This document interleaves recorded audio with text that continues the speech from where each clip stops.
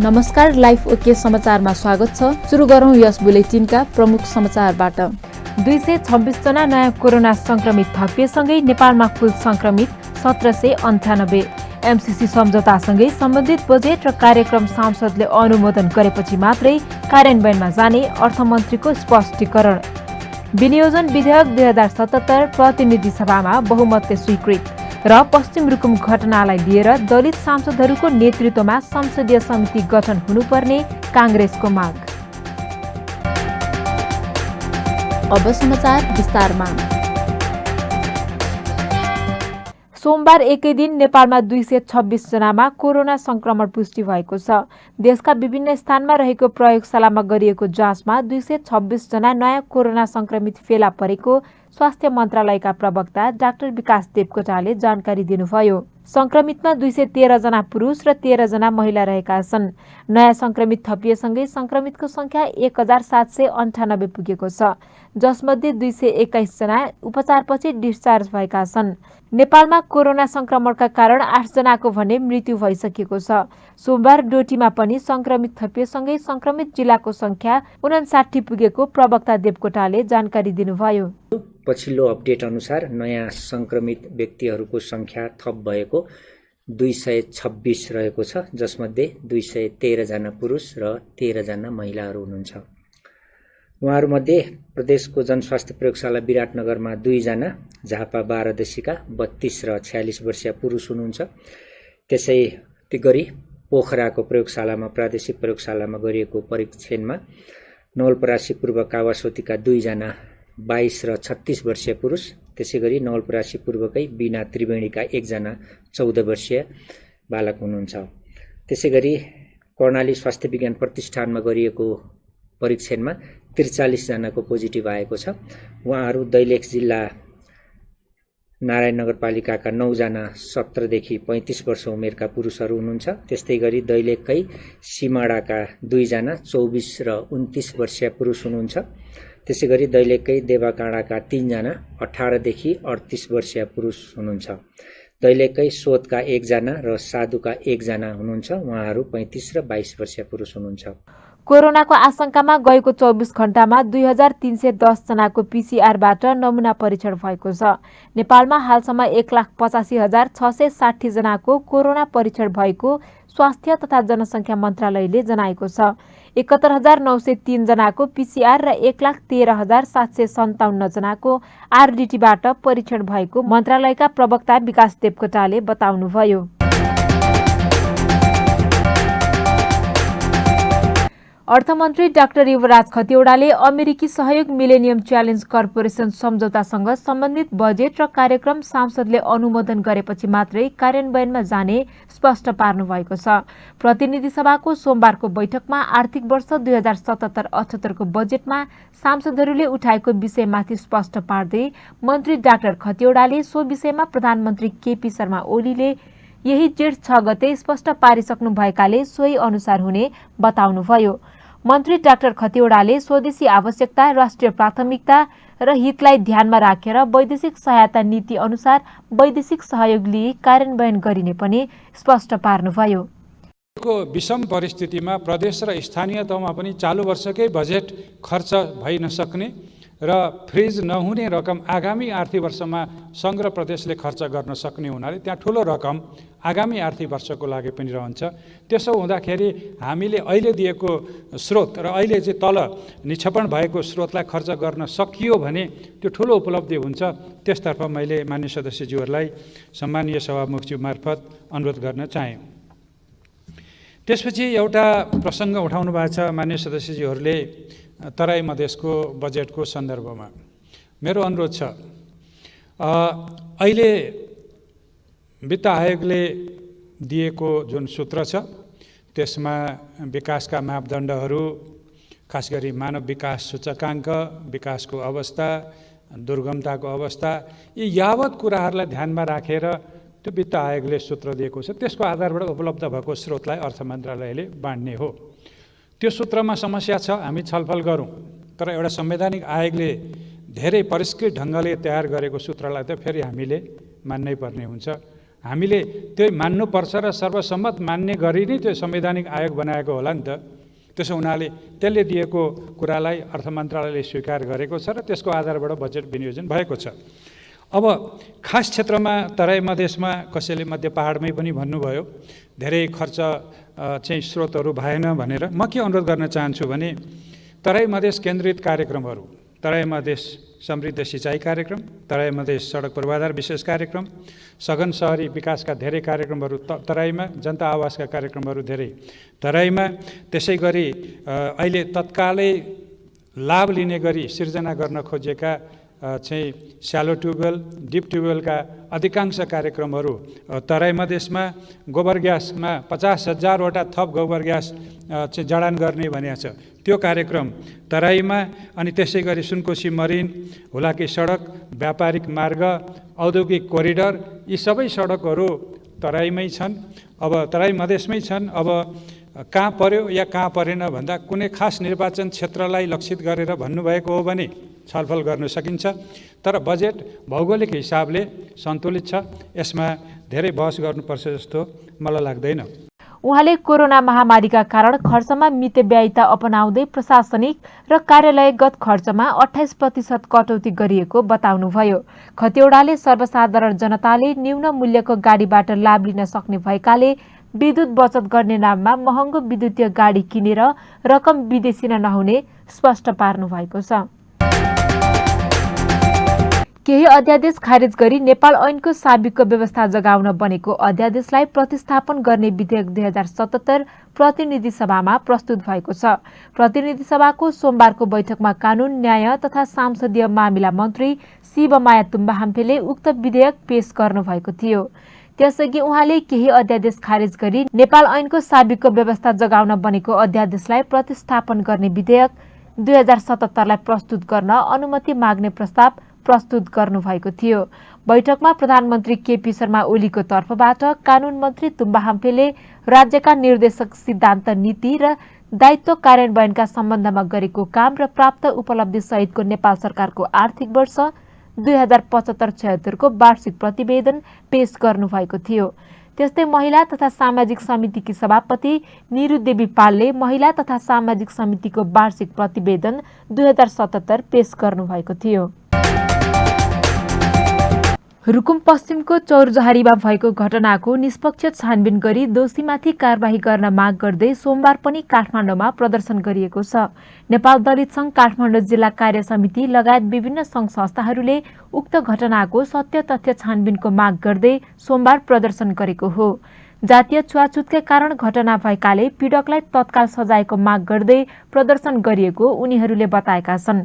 सरकारले घटनाको निष्पक्ष छानबिन गरी दोषीलाई कारबाही नगरे कडा आन्दोलनमा उत्रने चेतावनी संघको छ। संघले सोमबारै जिल्ला प्रशासन कार्यालयमा ज्ञापन पत्र समेत बुझाएको जनाएको छ। प्रदर्शनमा सहभागीहरूले गृहमन्त्रीको राजीनामा समेत माग गरेका छन्। रुकुम घटनामा जाजरकोटका नवराज विक सहित 6 जनाको मृत्यु भएको छ। पूर्व राजा वीरेन्द्र शाह सहित 10 जनाको ज्यान जाने गरी रहस्यमयी दरबार हत्याकाण्ड भएको सोमबार 19 वर्ष पुगेको छ। विक्रम सम्वत 2058 जेठ 19 गते तत्कालीन राजा वीरेन्द्र शाहको वंश नाश हुने गरी दरबार हत्याकाण्ड भएको अझै पनि रहस्यमय नै रहेको छ। नेपालको इतिहासमा सबैभन्दा अकल्पनीय र रहस्यमय घटनाको रूपमा लिएको यस हत्याकाण्डमा तत्कालीन राजा वीरेन्द्र सहित रानी ऐश्वर्या, युवराज दिपेन्द्र र निराजन तथा युवरागी श्रुति लगायतको हत्या भएको थियो। नागरिकले इतिहासकै कालो दिनको रूपमा लिँदै आएको यो दिनमा सरकारी स्तरबाट कुनै कार्यक्रम नगरिए पनि विभिन्न संघ संस्थाले भने श्रद्धाञ्जली अर्पण गर्दै आएका छन्। योगी नरहरिनाथ ट्रस्ट आध्यात्मिक परिषदले लकडाउनकै बीच ललितपुरको जावलाखेलमा रहेको पूर्व राजा वीरेन्द्रको शालिगमा माल्यार्पण तथा श्रद्धाञ्जली कार्यक्रम आयोजना गरेको थियो। हत्याकाण्डबारे तत्कालीन सर्वोच्च अदालतका प्रधान न्यायाधीश केशव प्रसाद उपाध्याय, सभामुख तारानाथ राणा भट्ट सहितको छानबिन समिति बनाएको थियो। उक्त समितिले युवराज दिपेन्द्र शाहले आफ्नै परिवारमाथि गोली चलाएको र आफूले पनि गोली हानेर आत्महत्या गरेको रिपोर्ट सार्वजनिक गरेको भए पनि यसलाई धेरैले विश्वास गरेका छैनन्।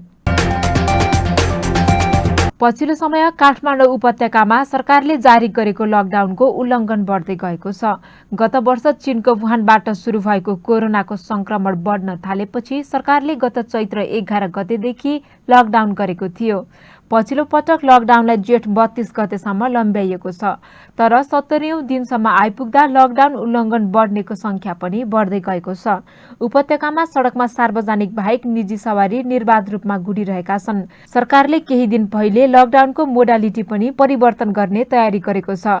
लकडाउनमा अत्यावश्यक सेवाका सवारी र पासवाहक सवारी मात्रै सञ्चालनमा आउन पाउने भनिए तापनि अन्य सवारीहरू पनि निर्बाध रूपमा गुडिरहेका छन्। सत्तारूढ दलका सांसदहरूले आर्थिक वर्ष 2077-78 को बजेटको समर्थन गरेका छन् भने विपक्षी दलका सांसदहरूले अहिलेको अवस्थामा बजेट उत्कृष्ट नभएको बताएका छन्।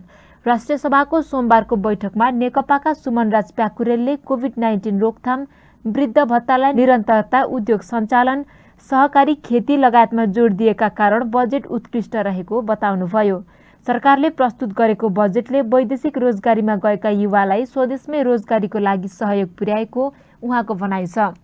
त्यसैगरी तराई मधेसलाई पनि बजेटले राम्रोसँग सम्बोधन गरेको बताउनुभयो।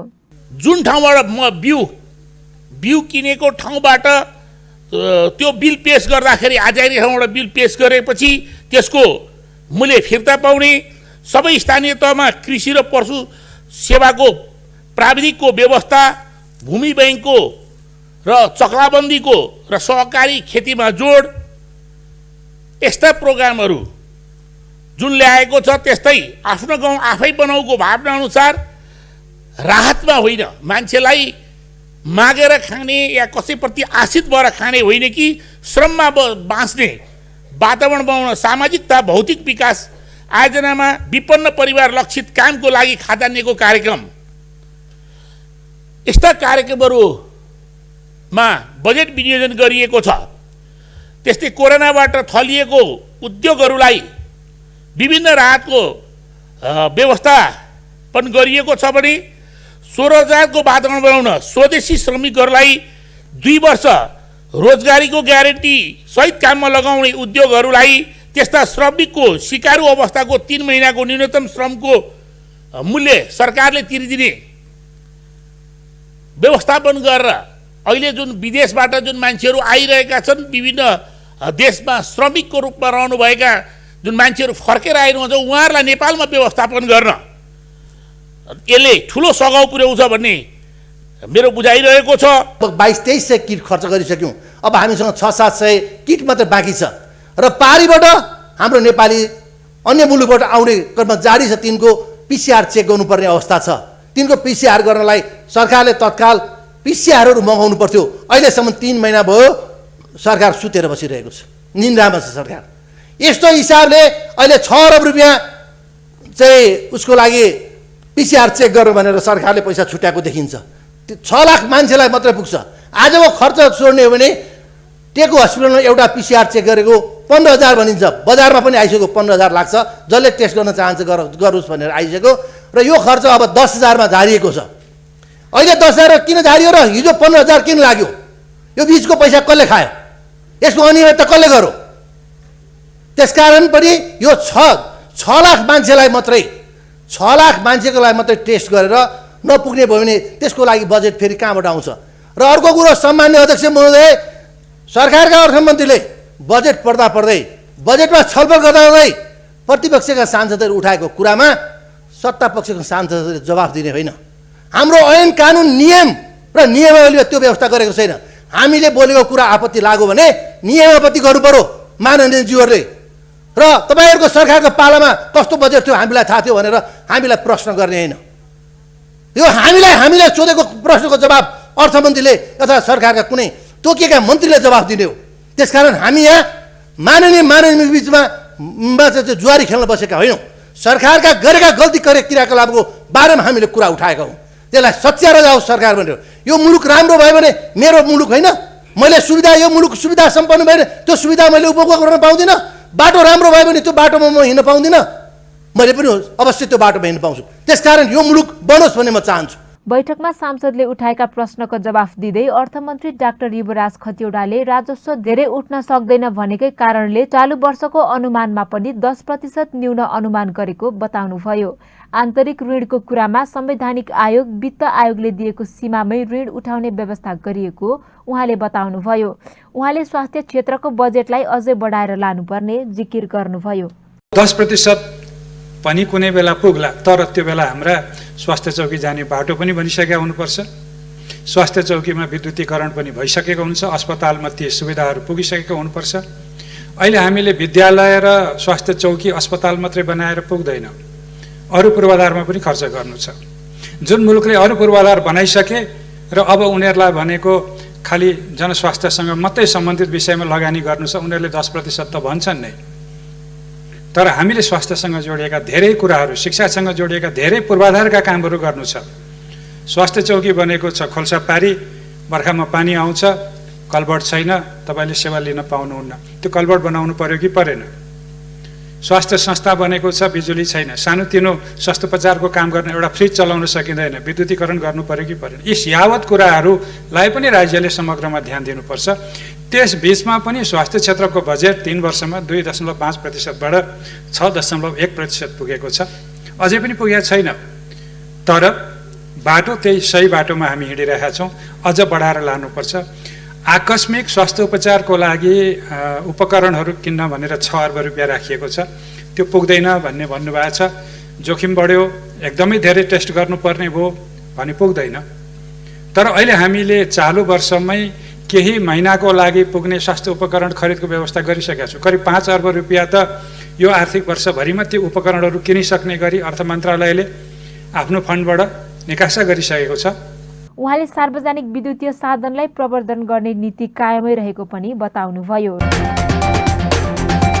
प्रतिपक्षी नेपाली कांग्रेसले रुकुम पश्चिमको घटनालाई लिएर दलित सांसदको नेतृत्वमा संसदीय समिति गठनको माग गरेको छ।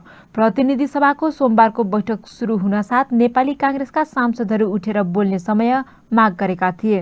कांग्रेसका सांसद मानबहादुर विश्वकर्माले पार्टी संसदीय समितिको गठन गर्न माग गरेको बताउँदै दलित सांसदको नेतृत्वमा तत्काल संसदीय छानबिन समिति गठनको माग गर्नुभयो। उहाँले समिति गठन नभए कडा कदम चाल्न बाध्य हुने पनि चेतावनी दिनुभएको छ।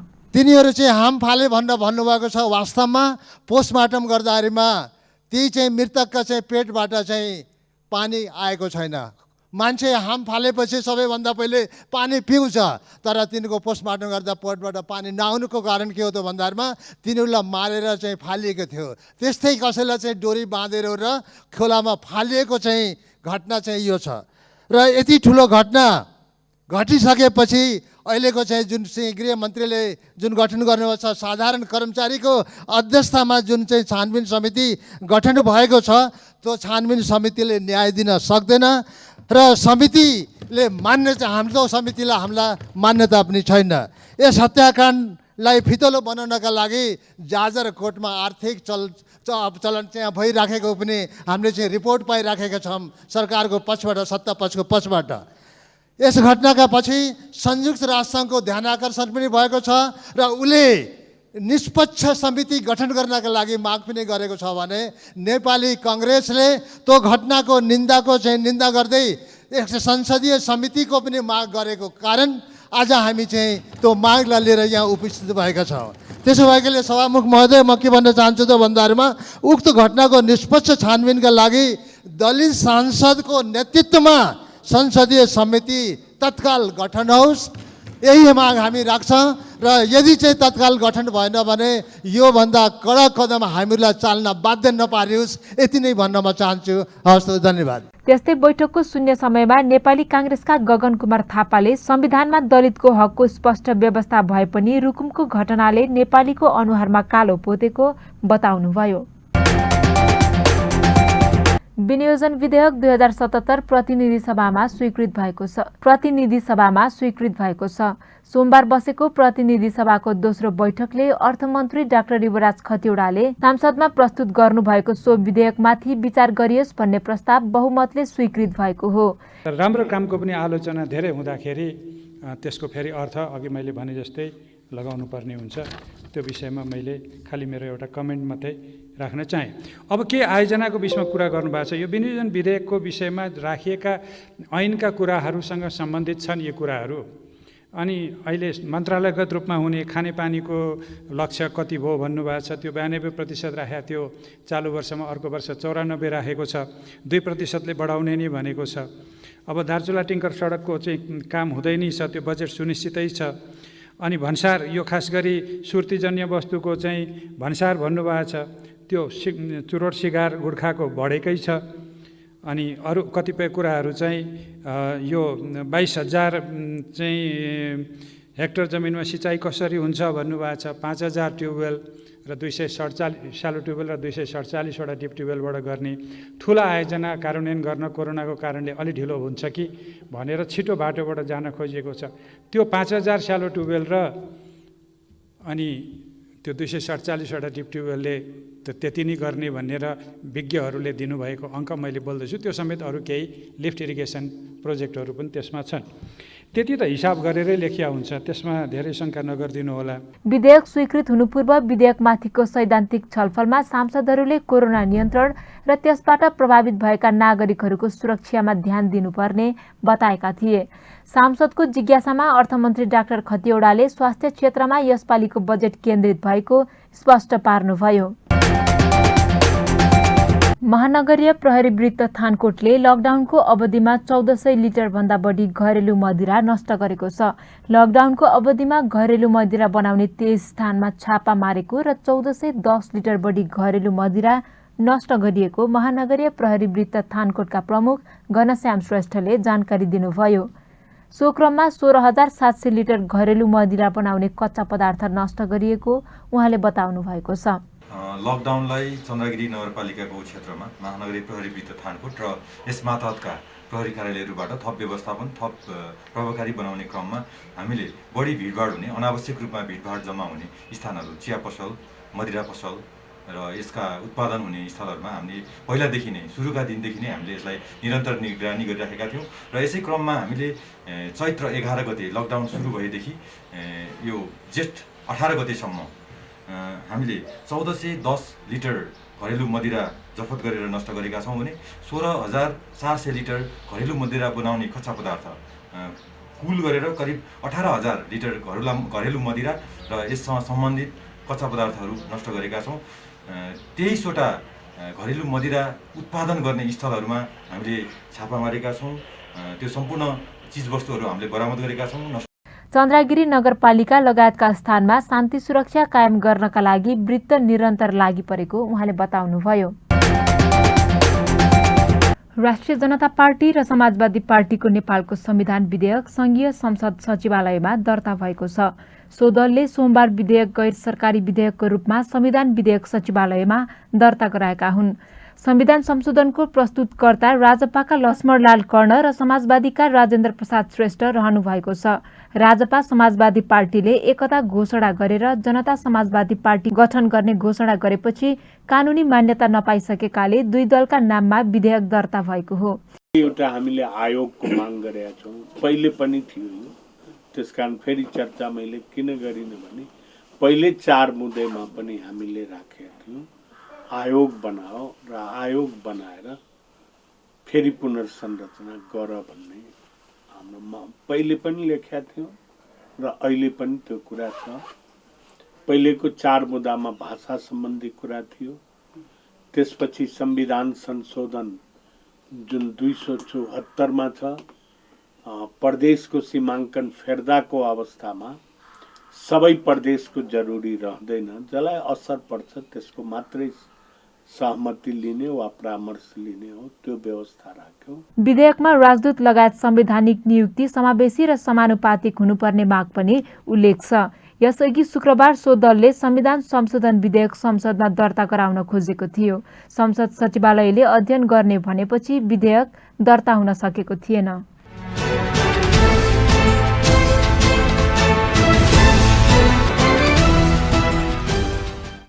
मेलम्ची खानेपानी आयोजनाको सुरुङ फिनिसिङको काम सकिएको छ। अब सुरुङको परीक्षण गर्ने तयारी भइरहेको मेलम्ची खानेपानी विकास समितिले जनाएको छ। कोरोना भाइरसका कारण भइरहेको बन्दाबन्दीमा आयोजना प्रभावित भए पनि काम नरोकिएको समितिका प्रवक्ता राजेन्द्र प्रसाद पन्तले जानकारी दिनुभयो।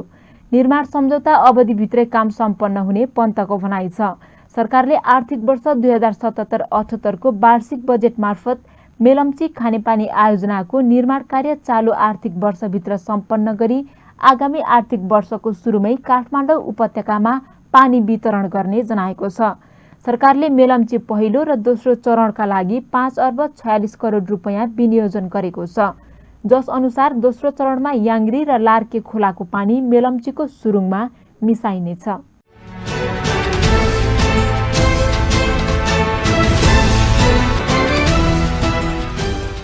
आगामी आर्थिक वर्ष 2077-78 को बजेट वक्तव्यमा आएका विभिन्न प्रावधानको स्वागत गर्दै नेपाल उद्योग वाणिज्य महासंघले बजेटप्रति मिश्रित प्रतिक्रिया दिएको छ। महासंघले आइतबार एक विज्ञप्ति जारी गर्दै आफूले सरकारलाई दिएका केही सुझाव ठोस रूपमै र केही सुझावलाई कुनै न कुनै रूपमा सम्बोधनको प्रयास गरिएकाले बजेटको स्वागत भने गरेको छ। कोरोनाको कारण उत्पन्न व्यावसायिक असरको उपयोग गर्न नवप्रवर्तनकारी कार्यमा लगानी प्रोत्साहन गर्न चाहने उद्यमी व्यवसायीहरूलाई 2% ब्याज दरमा उपलब्ध गराउने व्यवस्थाले स्टार्टअपहरूलाई प्रोत्साहित गर्ने देखिएको भन्दै महासंघले स्वागत गरेको छ। अहिलेको कठिन अवस्थामा सरकारले श्रमिक व्यवस्थापनमा ठूलो कार्यक्रम नल्याएको भन्दै बजेटमा गरिएको व्यवस्थापनलाई पनि उसले अव्यावहारिक भनेको छ। सामाजिक सुरक्षा कोषबाट सम्बन्धित प्रतिष्ठानले तत्काल श्रमिकको पारिश्रमिक भुक्तानीका लागि सापटीको रूपमा रकम प्राप्त गर्न सक्ने र व्यवसाय सहज भए पश्चात कोषमा जम्मा गर्नुपर्ने प्रावधानलाई पनि अव्यावहारिक भनिएको छ।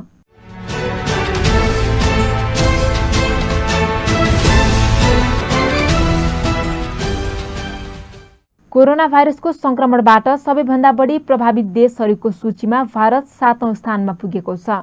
भारतमा पछिल्लो समय कोरोना भाइरसको संक्रमण तीव्र रूपमा वृद्धि भइरहेको छ। जोन्स हपकिन्स विश्वविद्यालयको कोरोना रिसोर्स सेन्टरको तथ्याङ्क अनुसार भारतमा कोरोना संक्रमितको संख्या 2 लाख पुग्न लागेको छ। सोमबार बिहानसम्म भारतमा कोरोना संक्रमितको संख्या करिब 1,90,000 रहेको छ। त्यस्तै 5,408 जनाको मृत्यु भएको छ। भारतमा संक्रमण पुष्टि भएका मध्ये करिब 91,800 जना निको भएका छन्। भारतको स्वास्थ्य मन्त्रालयका अनुसार पछिल्लो 24 घण्टामा मात्रै 8,380 जनामा कोरोना संक्रमण देखिएको छ।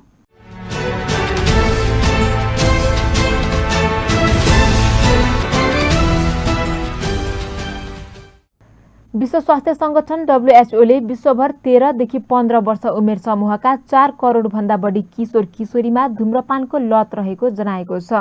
राष्ट्रिय संघीय निकायले विश्व धूम्रपान रहित दिवसका अवसरमा चेतनामूलक कार्यक्रम गरी युवा जगतमा धूम्रपानको कुलत हटाउनु पर्नेमा जोड समेत दिएको छ। WHOले 13 देखि 17 वर्ष उमेर समूहका विद्यार्थीहरूमा सुर्तीजन्य पदार्थको बजारीकरण बारे सचेतना दिन विशेष सूत्रको प्रयोग गरेको थियो। सुर्तीजन्य उद्योगहरूले किशोर किशोरीहरूलाई लक्षित गरी विश्वमा विज्ञापनका लागि वार्षिक 9 अर्ब अमेरिकी डलर बराबरको बजेट खर्च गर्दै आएका छन्। विश्व स्वास्थ्य संगठनका अनुसार विश्वमा बबलगम, क्यान्डी, चुरोट, सुर्ती लगायतका 15,000 भिन्न भिन्न स्वादका सुर्तीजन्य पदार्थको बिक्री हुने गरेको छ। बबलगम र क्यान्डीहरूले युवाहरूलाई क्रमशः गम्भीर खालका निकोटिनजन्य सामानको उपयोग गर्न प्रेरित गर्ने गरेको पनि जनाइएको छ।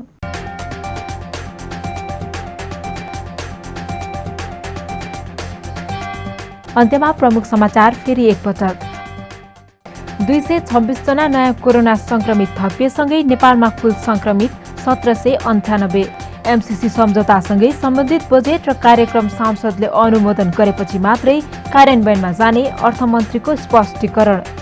विनियोजन विधेयक 2077 प्रतिनिधि सभामा बहुमतले स्वीकृत र पश्चिम रुकुम घटनालाई लिएर दलित सांसदहरूको नेतृत्वमा संसदीय समिति गठन हुनुपर्ने कांग्रेसको माग।